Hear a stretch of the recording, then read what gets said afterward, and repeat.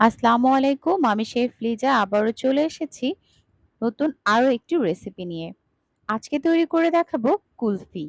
Already আমি kulfi premix দেখিয়ে দিয়েছি। যারা এটা স্কিপ করে গিয়েছেন তারা এটা দেখে নেবেন। আজকে আমি কুলফিটা প্রিমিক্স দিয়ে তৈরি করব। এখানে আমি 1/2 লিটার দুধ দিয়ে নিয়েছি আর সেই সাথে পুরো কুলফি প্রিমিক্সটা দিয়ে দিচ্ছি আর একটা হ্যান্ড উইক্স দিয়ে খুব ভালোভাবে অনবরত নেড়ে লাম্পসগুলোকে মিশিয়ে নিচ্ছি। খুব ভালোভাবে এটা মিশে গেলে আমি এখানে কুলফি এসেন্স দিয়ে দিচ্ছি। কুলফি এসেন্স এখানে 1/4 চা চামচের মতো আমি অ্যাড করছি। আর এটা দেওয়াতে কিন্তু কুলফির একটা ফ্লেভার আসবে।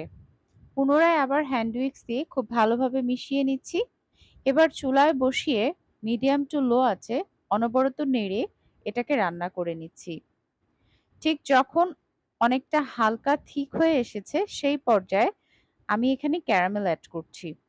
আমি এখানে 3 টেবিল চামচ চিনি আর 1 টেবিল চামচ পানি দিয়ে একটা ক্যারামেল তৈরি করে নিয়েছি।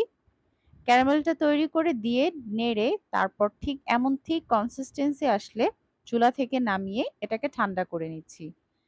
আর এটাকে ঠান্ডা করতে একটু নেড়েচেড়েই ঠান্ডা করতে হবে, না হলে আপনি যদি সাইডে রেখে দেন উপর থেকে একটা শর্ট পড়ে যাবে।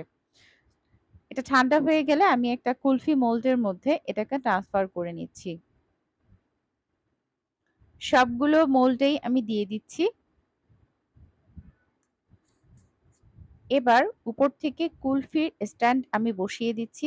আপনারা কিন্তু চাইলে এখানে কাঠি ব্যবহার করতে পারেন। আইসক্রিমের যে কাঠিগুলা পাওয়া যায় এটাও ব্যবহার করতে পারেন। ফয়েল পেপার দিয়ে উপর থেকে মুড়িয়ে দিয়ে এরপর এটাকে ব্যবহার করতে পারেন।